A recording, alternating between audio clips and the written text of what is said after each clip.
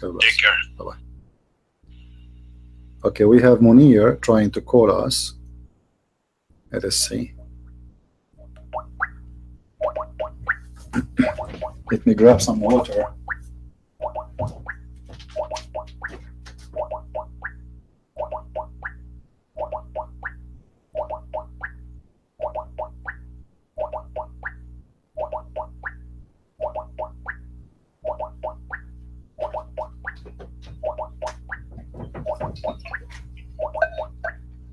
Well, he's not answering. All right. Hey, Muhneer. You just called me, huh? Yes, hey, can you hear me? Hey, how are you, my friend? Yes, yes, I'm doing fine, So, are we better today? I don't know, really, you know.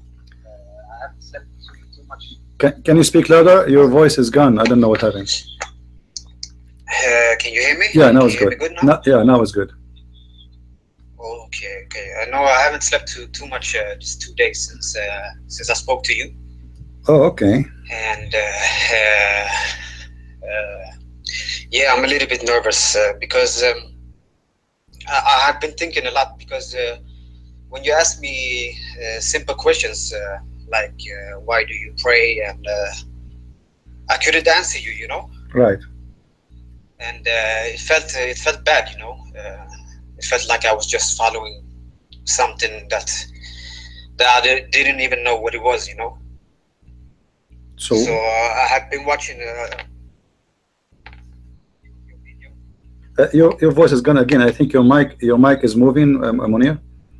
Your mic is moving. Okay, I will try to stay still. I'm a little bit nervous. Can you hear me good now? Yeah. So you were saying you were thinking about your prayer and why you are praying. Yeah. Yeah. When you asked me this, it's an easy question, you know, but I never thought about it, you know, and it made me feel like, yeah, it didn't make me feel that good, you know. Okay. In which way does it make you feel good? Why? It felt like I was just following something that I didn't even. I couldn't even explain it. I couldn't even answer you.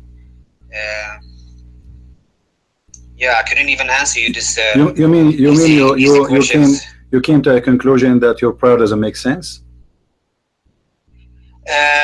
You know, you know, I was watching a video that you did after this, and you were speaking about Zawjan, a word in Zawjain, the video, Zawjan. Right. Yeah, and it meant, I think it meant two pairs or something like that.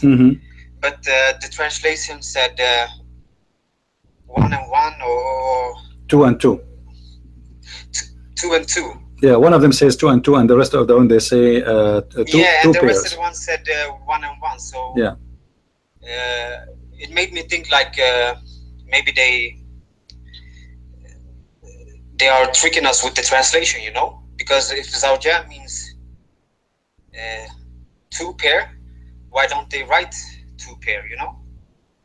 Yeah, not only this, you know, I don't know if you saw when this guy, his name is Nightmare, he tried to refute me. He said, yeah, I was listening. Yes, yeah, I was listening. We asked him about the mule. Do you remember we asked him about the mule? He said, Allah, he said, he created from everything 2. From everything, Allah, he created 2. Okay. Yeah. So we asked him, okay, Allah created from everything 2, and Allah, he said, he created the mule. Did he create 2 mules? He said, yeah, maybe properly in the beginning. You know, I heard it, but that went over my head because I don't even know what it means, you know, because English is not really my language. I didn't even know what mule means, you know. So that went over my head. I know that you was laughing and having fun about that, but I didn't understand it, to be honest. But like the word Zawjan and how they changed it to mean something else, it felt like, yeah, it's not a good thing. Like you change it to make it match your agenda or something like that, you know. So what you want to share with us today? additional to this prayer thing? No, I just feel like you know, I'm in vacation right now, so it was my friend. He's a Christian. He told me to call you up. Okay. Do you want us to have more of the conversation about the prayer, or we change the topic? You know, the thing that you did with the Arabic word, I would like to see more of that. Like if they change the translations, the meanings, you know, because everything in the translation is absolutely far away from the what is the Quran is saying. As an example, when the Quran speak about beat your wives, let me show you. Beat your wife as an example. Yes. اضربوهن. All right. This is chapter 4, verse number 34. I will show you translation by one. This is the one اضربوهن. اضربوهن mean beat them. Mean beat them. Okay. If we go to see the translation, we go to Yosef Ali. Okay. All right. It says, as those women who on those parts you fear disloyalty and ill conduct, admonish them. And then he put the words first, so they exist in the Quran. Then next, refuse to share a bed with them. It doesn't say that in the Quran. At least beat them lightly. It doesn't say that in the Quran. There's no first, there's no second, and there's no third. This is number one. Number two, it says in Arabic, I will go to the Arabic and I will translate for you. It says, okay, those who you fear their disobedience, give them warning, which means tell them they are doing wrong. وَهْجُرُوهُنَّ فِي الْمَضَاجِعِ, jail them in their rooms, not sleep with them in the bed. Madaja, al-madaja is not only the bed, is the bedroom. So jail them in their rooms. Who is the one who will be ignored in their rooms? Is the women, not the man. So jail them in their rooms and then beat them. There is no first and there is no second and there is no lightly and etc. So okay, you're saying there's no steps to there's no steps. Even the translation is false. You know, the translation, if you remember the story, where a woman, she came to Muhammad and her husband, he did beat her until her skin became greener than her clothes. So what lightly? Muhammad, he took the side of the man. The woman, her skin became greener. Look at the hadith. Rafa divorced his wife for upon Abdul Rahman, etc., etc. You know, she came and Aisha, she said, look at her, she's wearing a green veil, and look at her. Her skin, I have not seen any women suffering as much as the believing women. Look, her skin is greener than her clothes. And this verse about beating women came because of this story. Then the Muslim in the translation, they say beat her lightly. The guy, he beat her until her skin is greener than her clothes. That is lightly? Where is the word lightly coming from? Yes. I hear you. You know, if you remember when we talked last, I told you like the hadiths. You know that I don't really know too much about that. You know, so I don't know if I should trust the hadiths. You know, it's so hard for my friend. You cannot trust the Quran. Understand why. You cannot trust the Quran. You cannot trust the hadith, because the hadith is a Quran and the Quran is a hadith. Actually, the hadith is more important than the Quran. As an example, where in the Quran it says pray 5 times? It doesn't show that. It's in the hadith. Yeah, I remember. So which one we will take? Take the hadith or the Quran? We take the hadith, because obviously the hadith is more important. At the same time, the Quran itself is a hadith.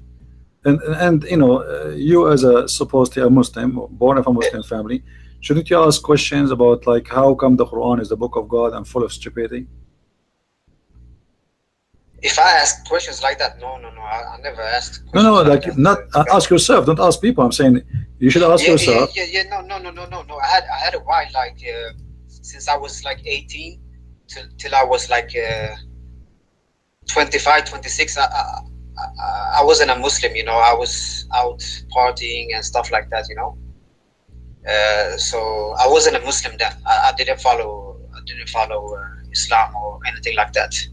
It was actually by myself that I came back to the Quran, and I was starting to read the Quran, and yeah, you know, I think I got a little bit scared, you know, when I read it. You know, you know, because you get a little bit scared. You get a lot of joy too, but you get scared when you read it too, you know, because you don't want to end up in hellfire, you know. well, now you are not in the age of afraid of from such a thing. You know, you can think carefully. No, I'm trying to learn by myself, you know. I'm trying to learn now. Because I really didn't like that when you showed that Zawjan, you know, because that means this is nothing compared to the rest. I mean, this is just little thing. But let me show you something from the Quran, which will show something stupid about the story.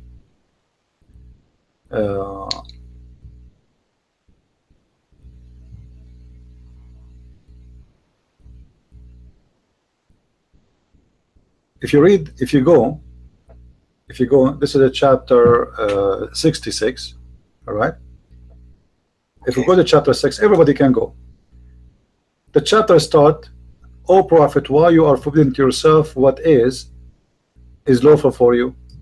You seek your wives happiness, because the wives, they found Muhammad having sex with one of the slaves, so he promised them he would not do it again. So he said, I promise I will never do it. So Muhammad later, he got horny again. He liked this woman, she's pretty. So he said, well, Allah, he sent me this verse, I cannot do it. It's my lawful. I'm going to sleep with her again. Then the story continue about Muhammad and his wives. Verse number 2, verse number 3, verse number 4. Allah is threatening the wives, if you don't if you don't obey the Prophet, Allah and the angels and Jibreel and the believers, all they will be against you.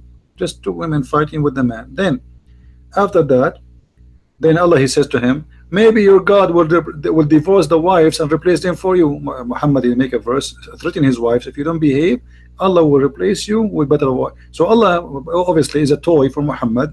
He make him in a private matter about his wives.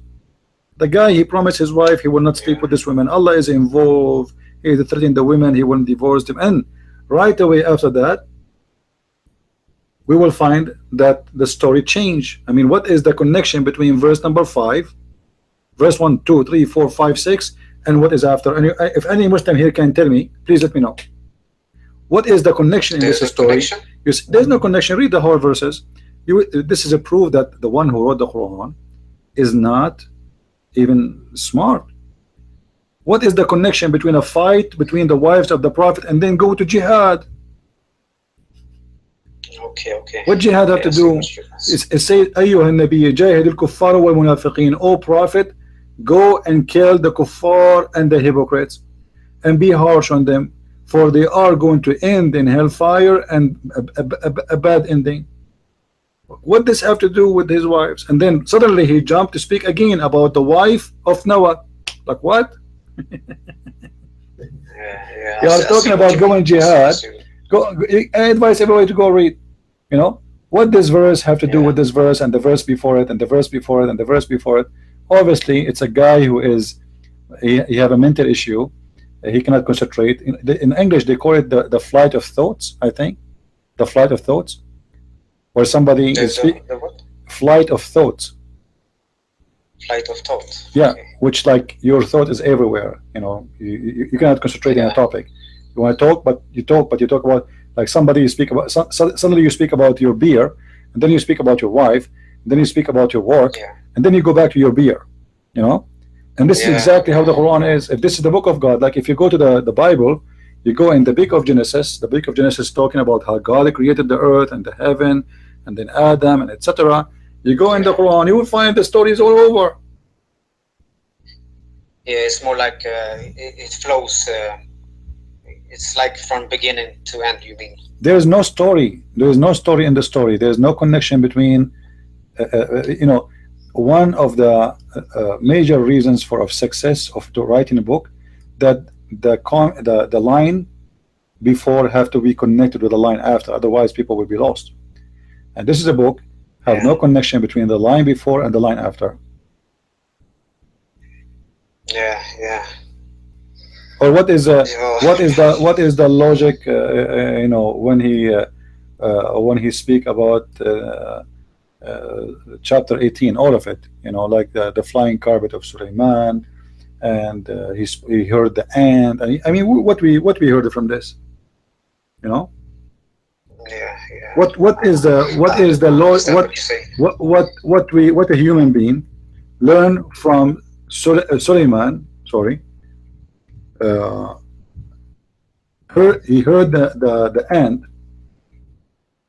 and he learned something from the ant. We don't know, like what is exactly the ant have to do with him. We don't know. Until he arrived to the value of the ants, and then the Namla, the one of the ants, she said to the other ants, hide, otherwise Sulaiman will crush you. Okay, Muslims, what we learn from this? What is the purpose of Allah telling us this story? And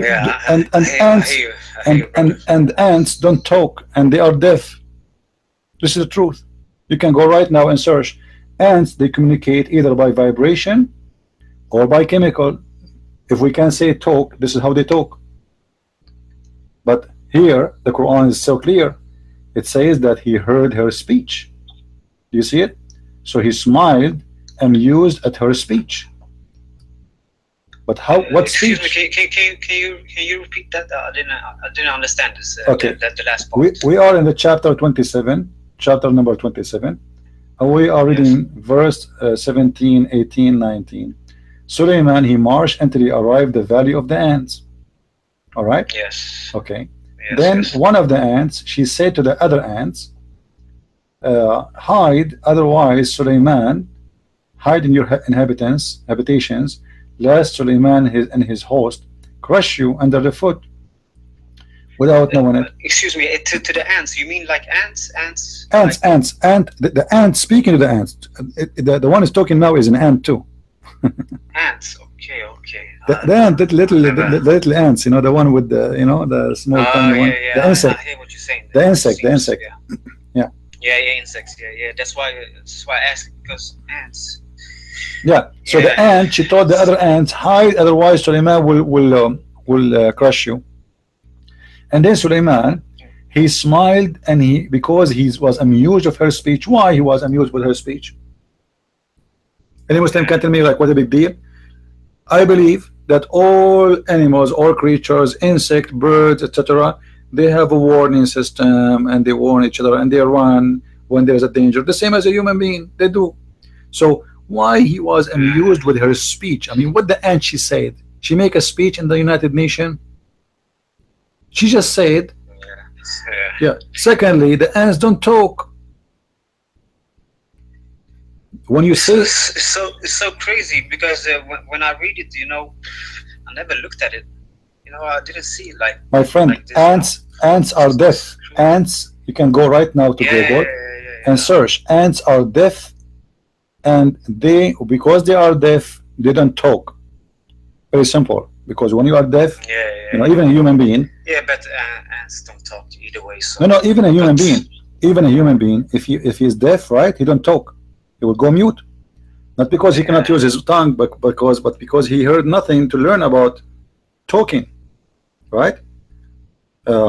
So a mute person, he is a mute usually because he's deaf, unless he became deaf later after he became old. But if he's born deaf, then he will be mute. So what in school they do? They teach them how to move their tongue to make pronounce words, but yet they cannot hear themselves, and they don't learn it simply because they cannot hear it. You know, you're a child. When you have a son, you say to him, say Baba. You know, he hear it, he repeated Baba, okay, Baba, okay. But if he is a mute, God forbid, he will not learn from you. And the ant is deaf. It's a mute insect. They don't talk. They communicate by vibration and by chemical. As an example, if the ant found food or even a warning, they spread the chemical to warn their other animals or other insects, the ants, to tell them here is dangerous, or they vibrate in each other as a vibration like Morse system, you know, but they don't talk. Same time the Quran says that Allah he taught Sulaiman the language of birds. So how Allah he taught him the language of the birds, but yet Sulaiman is speaking the language of the ants? You know what I mean? Yeah. And then Sulaiman, you know? and then Sulaiman he have army of birds and genies and a human. How in the world somebody is a human being in 2017? He believed that there's a guy, he have an army of a chicken. Army of what? Chickens. Chicken.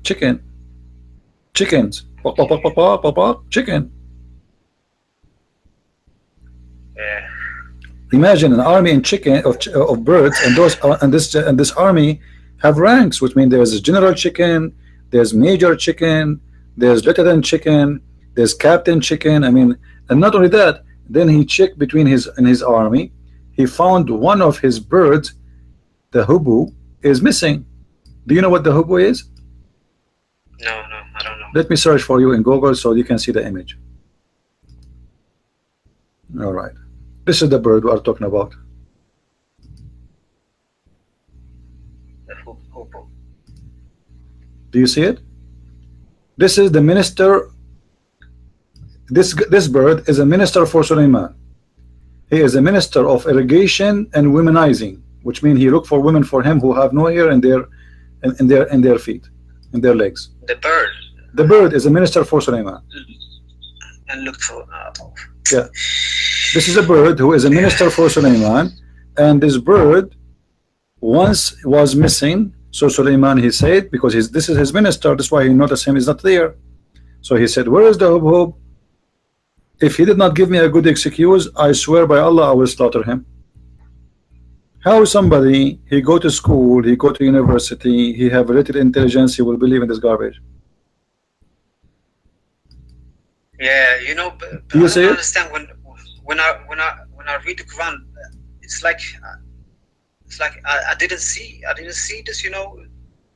Well, I don't it's okay. understand how it works, you know. And look, Because the Sulaiman, he checked the bird, he did not find him. So he said, I swear by Allah, I will certainly punish him and slaughter him if you don't give me a reason for the absence.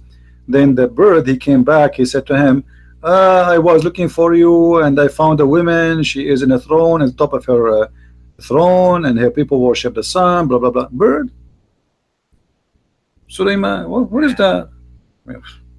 And why those things don't happen to Muhammad? Why Muhammad don't have a flying carpet and the minister bird and an army of a chicken and genies? I mean,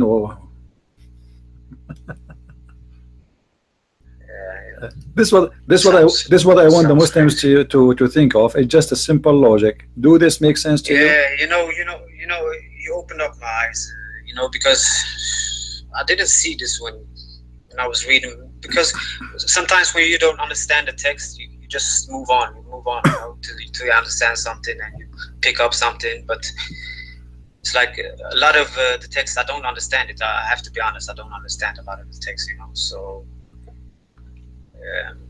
yeah, I just take your time, my friend. Strange. Take your time. It feels a little bit strange when you see it like this. And you read. know, it feels a little bit strange. You know? Yeah, this is kind of, you know, you don't need to be a genius to know that this is a fiction story, stupid story. It cannot be from God.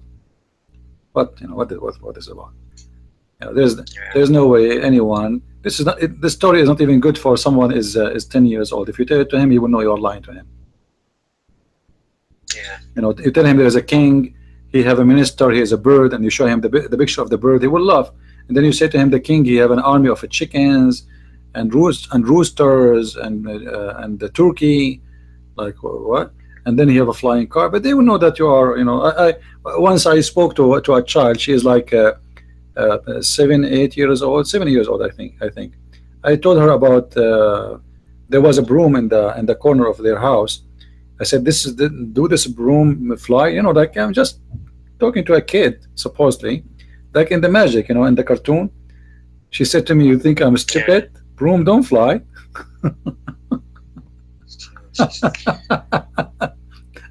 Honest to God, she said to me, do you think I'm stupid? The broom don't fly. Even a kid, she is 6, 7 years old, she did not believe it. So how a Muslim in this age believe that there's a flying carpet can carry hundreds of thousands? This is my question to you, because I don't understand how I missed all this, you know. I just don't understand it. It's crazy when you look at it like this, and you're sitting here and explaining it for me. But I don't understand how I missed it, you know. Just don't understand it. It's okay. Maybe everything have a time. It's all right. Maybe it's because of the fear or something. Because I do feel a lot of fear when I read it. You know, you want to be a good person and do good, and you know you don't want to make mistakes and stuff like that. You know. So yeah, it's okay. But I'm saying everything have a time. It's all right. You know. Everything happened for a reason, and maybe it's not time for you yet to wake up, but no, you know, never too late, you know. Yeah, it's never too late, you know. I wanted to thank you, like really thank you, because I have been thinking a lot these 2 days, and I've been looking some of your videos. Actually, I've been looking at it, and yeah, it's a lot that seems strange even in the Quran, because before I was most exposed to the hadiths, and it seemed too strange for me, and I didn't want to accept it, you know. But when you went into the Quran, and yeah, I cannot defend it, you know. I cannot defend it. It's just yeah. Well, if you go to chapter as an example, chapter 21, verse number 81 or 82. Let me show you. 21, 80. Okay, let's see. All right. Here we will see Suleiman have a flying carpet, but in this flying carpet, it can carry all his kingdom, his horses, his cows, his donkeys, his chicken army. Look, read with me. And to Suleiman we subjugated. Let me make it bigger. Okay. All right. We subjugated the wind strongly. Ragging means we subjugated the strong wind to Suleiman, running by his command toward the land, etc. And then he says, he had a mat. You know what mat? It's like a carpet. So he had a mat. A carpet.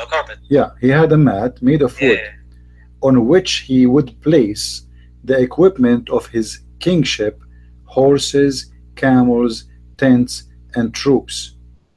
Then he would command the winds to carry it, and he would go underneath it, which means the wind, and it would carry him aloft, shading him and protecting him from the heat until he reached whenever he want to go. So Suleiman, anytime we want to go anywhere, he ordered his army to ride the carpet, and then after they stand in the top of the carpet, him and his horses, as you see, camels, look, equipment. Yeah, everybody was standing on the on the horses, camels, tents, troops, chickens, everything, you know, all kind of animals.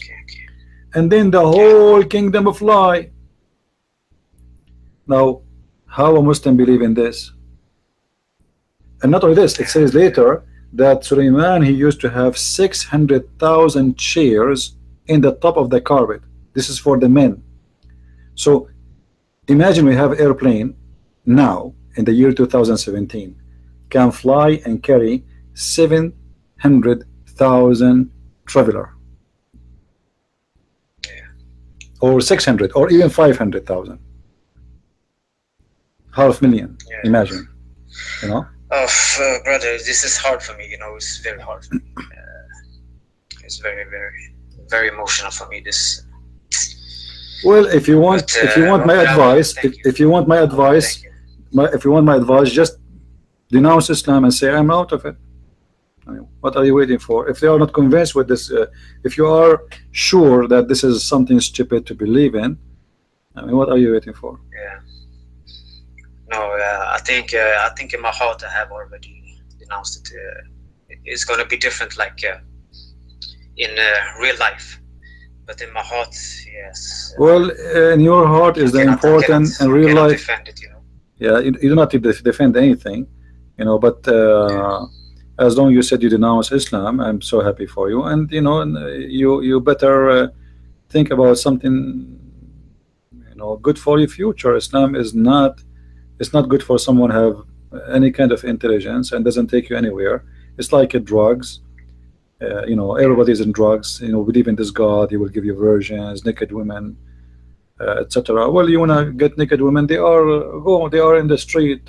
There's hookers, there's prostitutes.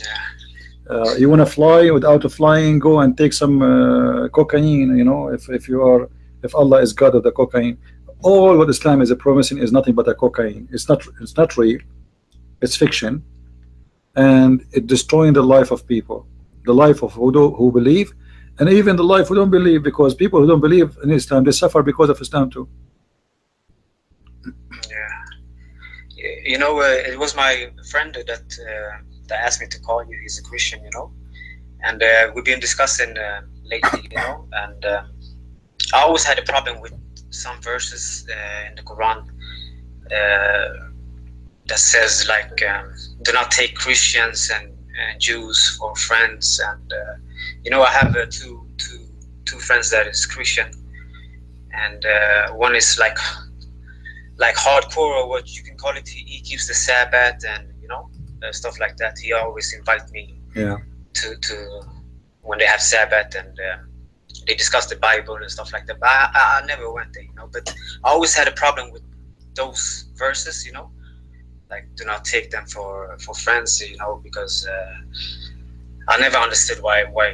My friend, even your family, friends, you know? even your family, if they are not Muslims, even your father, your brother, you cannot take them as a friends. If you go to chapter 9, verse number 23, right away you will see it says, take not your fathers and your brothers as friends or protectors unless they are Muslims. So even your family, you cannot take them as a friends. Are you sure? Oh yeah, chapter 9, verse number 29. I can show it to you right away, you know. 9. Yeah. 9:23. 9:29 about fighting the Christians.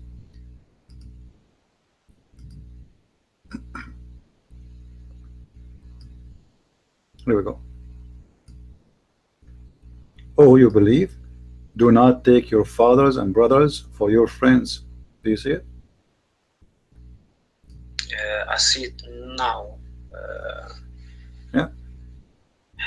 Oh, you believe, do not take your fathers and brothers for your friends if they have chosen disbelief over belief. Whoever of you takes them for friends, such are the evildoers. Yeah. So if you take your father and your brother as a friend, and he is not a Muslim, you are an evil. Yeah, I cannot agree with that, you know. You know, the one, I love my family. You know? Yeah, the one you are talking about the Christians is chapter 5:51, but this is about your family. I mean, even your family can't. I mean, this is madness. But obviously, this man is a madman. He wants everybody to hate everybody. You see, we as a Christians, we've been taught to love even our enemies. You as a Muslim, you've been taught to hate even your father and your brother. If they aren't Muslims, you see the difference? The Christians, Jesus said to them, love your enemy, even the one who chop your head, even the one who kill you, love your enemy. That's what Jesus said. This man Muhammad, he said to you, even your father and your brother from your blood, hate them. You are evil if you love them. If they don't believe you. He called you, imagine, he called you evildoers for loving someone. You see it? Yeah. Who is that person? Yeah, I see. He is your father and your brother. And when he say father and brother, he means sisters, mother, everything, you know. But he's talking about men. He's speaking to men, so always he mentioned men. So You don't take your father, your mother, your sister. All of those are evil. If you love them, you are evil like them. Yeah. I cannot agree with that, because I think I have my own morals too, at the same time, You see, trust me, my friend, even if you are the worst criminal in the world, you have better moral than Muhammad and his Quran. Okay. You see, moral is a very flexible statement. Many people, they use it. So yeah, someone like Muhammad, he raped, he killed, and he steal, and he encouraged his men to attack the Roman just to get the blonde girls, and then they speak and they say that he is the best of mankind. Now the moral of a criminal will not, a criminal, if you God forbid you go to jail and you sit with him in jail, he will not say to you should hate your parents. Even he's a criminal, even a drug dealer, he will not say that to you. No, I don't think nobody should say that. I don't think nobody should. In the Bible, Jesus speak about people will hate you, including your family, because of him. And Jesus speak about like the Muslim might say to you, well, Jesus said, if you don't hate your family and love him more than anyone, you don't deserve me. The Messiah always. Can you repeat? I didn't hear what you said. The Muslims sometimes they say to us, well, Jesus said, and he's ordering his followers to love him and to hate their family. That's not true. The Messiah, the Bible, all of it is about loving everybody. And the Messiah always speak about, if you love something more than me, you don't belong to me. What does that more than me mean? Because simply it's about your salvation, your family. They are something coming to you by birth. Then who is saying that? Is it the Messiah? No, the Messiah. He ordered us to love him more than anything, but at the same time he ordered us to love everyone, not only our family but the enemy. But the Muslim will say to you, sometimes they take verses out of context. They will say to you, well, in the Bible you are required to love Jesus and hate anyone for his sake. That's not true. Jesus, he ordered us to love everyone. Even he says, love your enemy, bless those who curse you. This is how far he goes with love. And your family, when he talk about the family, what the Messiah always explained to us, that because you love me, people will hate you. Because you are with me, your family will go against you. And this is very normal. Like now, if you decide to become a Christian, what your family might do, because they won't understand why you left Islam, they will stop talking to you. Maybe they will hate you. Even some of them, they kill their children for leaving the religion. Yeah, that would be my. I wouldn't say my direct family, but what do you say? Not my mother and father, because they are very easy on me. I can do what I want because I didn't follow the religion for a while. I came back to it by myself. Nobody told me that I have to do it. So yeah, it's okay. My family, my father and mother is easy like that. But yeah, when you say the extended family, that would be a problem. Always, if you want to follow someone, see if he can be a best example for you. Do you think it's good for you to do what Muhammad do as an example? I mean, there's something good. Like, imagine Muhammad, he went to his own son. I don't know if you know the story of Zayd and Zainab. You know it? Is it from the Hadith? No, it's from the Quran. Muhammad always, when he have something moving his, the testicles of Muhammad, excuse my language, they are the one who made the Quran. So when Muhammad, he have a desire for a woman, he always made Quran to fulfill his desire. So you will see in the Quran, if you go here, his testicles, yes, because this guy, he created religion based on his testicles. He went to his own son. He did not find him home, To his son. His son. Chapter 33, verse number 37. He went to his son and he did not find his son home, and he found the wife, and the wife, she was wearing sexy clothes, see-through or something like that. So Muhammad, he flirted with her and he said to her, praise be to Allah, the one who made my heart matchmaker to you, flip for you. Now do you think, and Muhammad is the, you know, he is the father of Zayd by adoption, you know. Okay. If imagine if you have your father come to your house, and then your wife, when you come back home, she says to you, your father, he was here and he flirted with me. He says to me, my heart is beating for you. What you will do? Okay, okay. You know? That's not good. This is a prophet of God. So that is what it says in the Quran? Yeah, this is the Quran in front of you. Chapter 2 verse number chapter 33 verse number 37, and the details about what happened, exactly what he said, it's in the hadith, you know, and in the interpretation. Okay. So if we go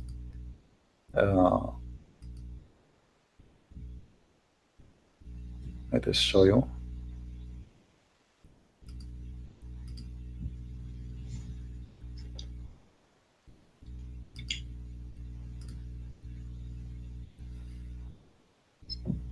All right. If we go, there's a book, it's called Asbab al-Nuzul. We'll try to go there. I don't know if the story will be here in this book in English. Oh, it's not here at all. Thank you, brother, for taking your time with me. Thank you. Oh, no problem, no problem. I appreciate it. No problem, but we can go to the Arabic. Too bad you don't speak Arabic, because that will make it easier. Yes, I don't speak Arabic.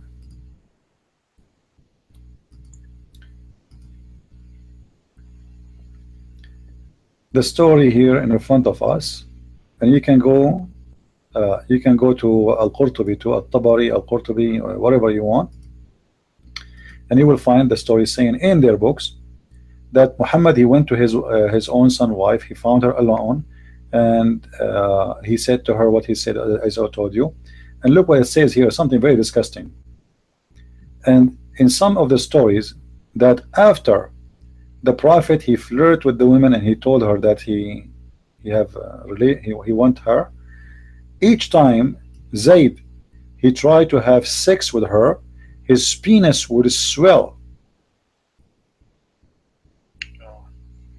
Now anyone knows, guys, why his penis would swell? Why each time the husband of Zaynab, his name is Zayd, the son of Muhammad by adoption.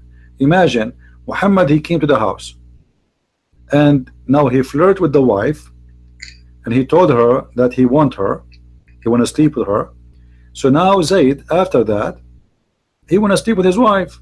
After Muhammad, he flirted with her. Each time he tried, based on the Muslim reference, each time he tried to do that, his penis swell. Why? Obviously Allah, he make his penis swell. The story in front of us, you know. This is the link. Any Muslim, he will say to me, this is not true. Here we go, this is the reference. So imagine God Almighty, he make the husband penis swell so he will not be able to sleep with the women because the prophet, he wanted her.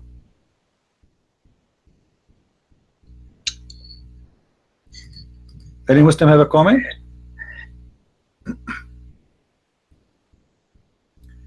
And this is the story here, you know. Look, let us see. Oh, this is hard, man. This is hard. I have to be honest with you. This is hard. Yeah, like I didn't realize. Obviously, I didn't realize it. He forced his son to divorce the women so he can have her because he liked her. And I believe strongly that Muhammad, he have a relationship with this woman for a long time, but now it's time for him to have her in his home. He don't want her to be in the bed of someone else. So this is why they announced their relationship. And Allah himself, he made a chapter for him in the Quran. He said, make a verse for him saying, why you are hiding your desire for the women, but this woman is married. Imagine God, he say to a man, asking Muhammad, or yeah, Allah supposedly is talking, saying to him, why you are hiding, you know, in your heart your desire for her. You see, but the woman is married. God is encouraging. Muhammad say, Allah. but she's married. Oh. No, it's not Muhammad saying, but I'm saying Allah, he said to him, why you are hiding? Why you are hiding your desire to her? Imagine God saying to a man, why you are hiding your desire to a married woman? I mean, this is sick. This is against all kind of religion. There's no religion in the world will say to you, even the cult ones, that if a man, it's okay for a man to love a woman she is married. This is what the verse is saying. Why you are hiding it? You fear that you are going what people will say? Is that what you fear? But the man is still married to the wife. But then after he flirted with the women she told the husband he said, this guy is obviously sleeping with my wife. So he went to Muhammad. He is just a poor slave. He is no one. He was a slave, adopted, and then became a son. So he's no match. He cannot ask him why you are doing that. So he said, he went to his father. He said, my father, let me divorce this woman. She is insulting me, etc. And then the hypocrite Muhammad, he said to him, no man, keep your wife. Like look how hypocrite. In the morning he was flirting with the wife. At night he is saying to him, keep your wife. Yeah. Oh, brother. I think I don't want to see more right now, but yeah, I had before I had a lot of questions, but when I see this, I don't even know why I should question anymore. There's nothing more to question. It is what it is. It's there. So. Well, I don't know. For me as a Christian, I am here to help you, and I don't want to push you to accept to become a Christian or to accept the Messiah. But my invitation for everybody who wants salvation is to accept the Messiah. So if you feel like you want to know about the Christ, I will be happy to help you. And if you feel like you want to accept him, he is there. The Messiah, he said, knock at my door and I will open for you. Come to me, whoever who have pain, sadness, problems, just come to me, let me help you. And I don't think there's a best helper he can help more than this. Even Islam, the cult of Islam, the Messiah right now, he is alive, he is in heaven, and he is coming back, and he is the only one who will destroy the devil. And that is telling you what the Messiah can do. Muhammad right now is in the grave, he is dead, and he stink. And by the way, Muhammad, he lied to his followers. He said to them that the grave does not swallow the dead prophets. But then Muhammad, when he died, he stink. And Ibn Abbas, he said, idfunu sahibakum ya'san kama ya'san al-bashar. Bury him, he smell, he stink like what people stink, which is normal. When a human being he die, after a day or two, if you don't put him in a fridge, he will smell bad. So the Muslim did not bury Muhammad for 3 days. He died on Monday, he was buried on Wednesday. 3 days without a refrigerator in a city which is Mecca, which is very hot in the middle of the desert. So in 3 days he stink, he smell bad. But because Muhammad, he said that prophets of God, their body cannot be consumed, cannot be destroyed. The earth will not, read with me. Let me show you the hadith. I'm sorry, brother. But I think I don't want to see more right now. All right. But I really want to thank you. And I still believe in God. I still believe in something good. So yeah, maybe we can. Maybe I can come and learn more on your shows. Well, call me anytime you want. Anytime you wish. If you have a question about Christianity, I will be happy to help you too. Yes. Yeah. Even though this is not my topic, but yeah. But just to give you an idea before you go about Christianity. Christianity is very simple. When they asked Jesus how to pray, as long as we mentioned about prayer, right? He did not tell them to pray like this, but to give them example how to pray. There's a prayer. Yeah, there was that thing we talked about last time, huh? Yeah, our Father out of heaven. Our Father out of heaven. Now, what this prayer is about, the beauty about it, that a Christian person, when he pray, the first thing he pray about, he present his love to others so he can receive the love of God. And to explain it to you simple, and this is how he used the difference between Christianity and Islam. When you pray in Christianity, you say to the Father, which means our God, we call him Father because we don't believe in slavery and we are slaves. God do not need slaves. So we say, our Father, blessed is your name, let your will be done, which means we are giving our submission to the Lord, all right, obedience, as in the sky, as in the earth. Provide us with the bread of our day. When we are thankful for the bread you give us. And then we say, and this is very important, maybe even some Christians don't have attention to it, it says, and forgive to us our sin the same we forgive to others. So you notice here in Christianity that you will be forgiven if you forgive. You know, forgive to us as we forgive to others. So the Messiah, he taught us from the beginning, if you want to join me, you have to be in the team of people who forgive, not the people who hate. Present forgiveness, then you deserve forgiveness. Like, why you want God to forgive you if you don't forgive? You know? Yes. So the teaching of the Messiah from the beginning is based on forgiveness, based on love, and based on let's say being a friend to everybody, not an enemy to anyone.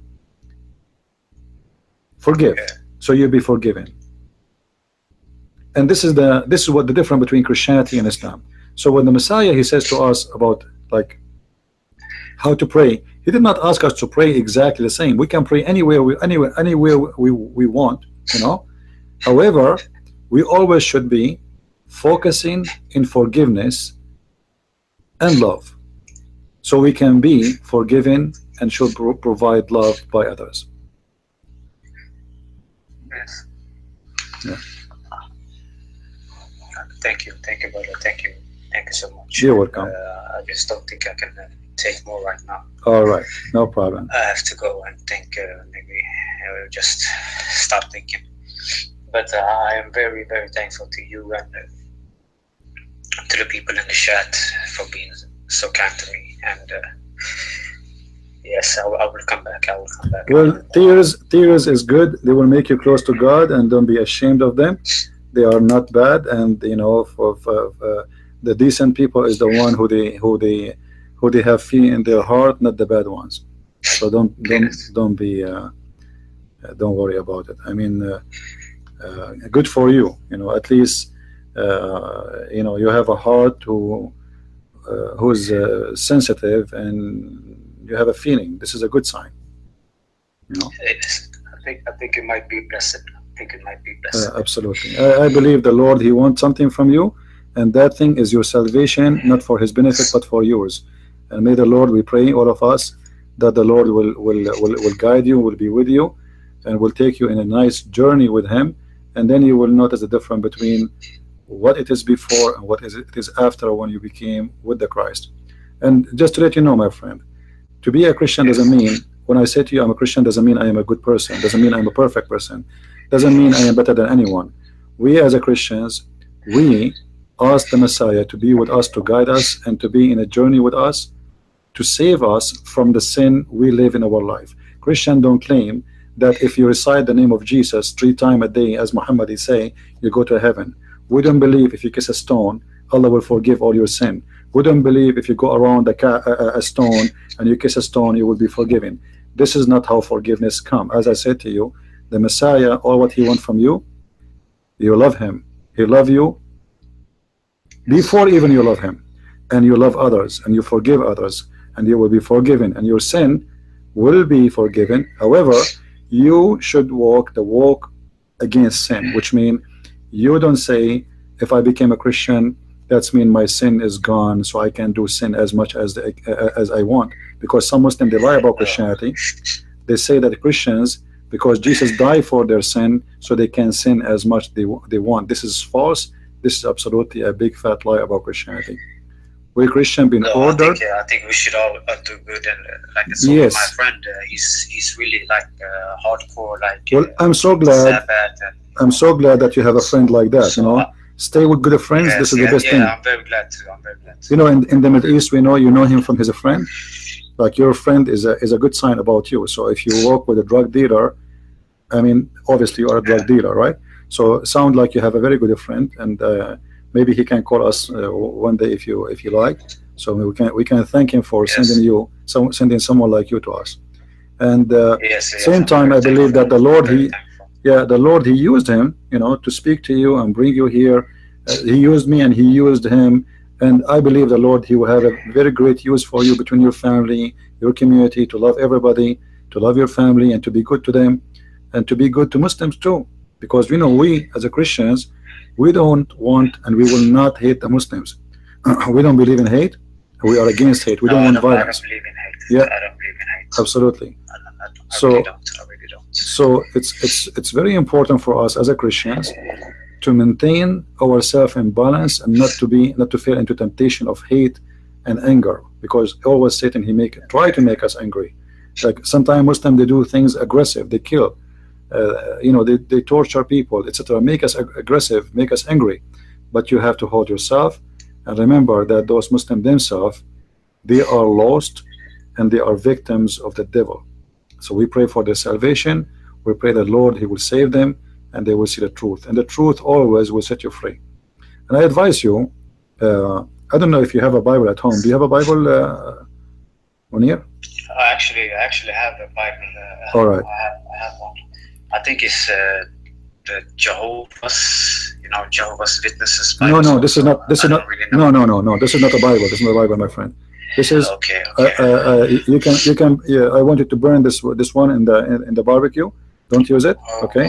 This is not a Christian book. This is a cult. You can download any Bible from the internet, and if you want, actually, you can give me your address, and I will be sure to send you a Bible signed by me as a gift from me. All right. Now, what language you read with? Is it English? Is it your first language, or you have different language? No. I live in Scandinavia. Oh, okay. I see. I will try to read it in English too. I will try. Yeah, maybe then you can get a Bible in your language, because that I think would be better. You know, because that will be easier for you to understand. You know? Yes, I hear you. I hear you. However, I really want to thank you, brother. You're welcome. You know, I'm here to. Take your time for me. No, actually, you gave us a blessing, all of us today, and we are happy to have you. And you know, it's the Bible says there's a happiness in the kingdom of God for a person who is saved.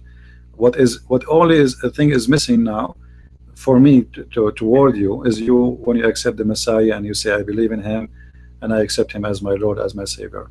But I'm not going to ask you to do it unless you are convinced and you feel you want to do it. You know, we don't. No, I will not do it if I'm not convinced. Right. So I will look at. So I want you to read the Bible first before you accept the Messiah. Read about him, and you will see the huge difference of the wisdom the Messiah he teach. You know. Yes. You see, there is something I want to tell you about when the Messiah he talked. You see, the Messiah spoke 2,000 years ago, and based on this date, 2,000 years ago, his stories should not fit with our day to day, because, I mean, we have totally different understanding, different word, everything around us has changed, right? But still, the Messiah words, which is mentioned 2,000 years ago, amazingly fit for every second and every time, today, tomorrow, after 1 million years, you will see how amazing his teaching is. And that what make me more believe and trust the Messiah, for his when the Messiah he said, the heaven and the earth will go and my word will not go. He's not talking only about a word like by letters. He's talking about his wisdom. He's talking about his love. He's talking about his teaching. He's talking about his present, for he is the word of God. So I don't want to tell you read certain part of the Bible. I advise you to start reading maybe page by page, story by story, and you will see the difference. Maybe you start from. I've read small parts of it from the. Yeah, maybe if you start reading from the book of John, start from the book of John. Take your time. Start from chapter 1, and and if you have questions anytime, you can call me. I'm not a scholar in the Bible, by the way. I never claimed to be so. Okay. But you don't need to be a scholar to understand the Bible and Christianity. This is not Islam, Christianity, because the Word of God. If the Word of God is making you dizzy, I mean, obviously it's not the Word of God. Because God is speaking to me, why you want to make it so complicated? So I don't understand it. God should be talking. Yeah, God should be able to talk to make himself clear to everyone. A farmer or somebody have a PhD, it doesn't matter. As you see in Islam, we have a verse, then we go and see the interpretation, and then after all the interpretation, still we don't understand what the verse is saying. Yes. I think I have to leave you. All right. All right. I'm sorry, just get too emotional. But I really want to thank you, all guys, for your time. I will come back. Sure, Muhneer. I think I have to. Let me know if you need anything. All right. May the Lord bless you. Thank you very much, brother. All right. Thank you, Muhneer. God bless you. Take care. Thank you very much. Bye bye.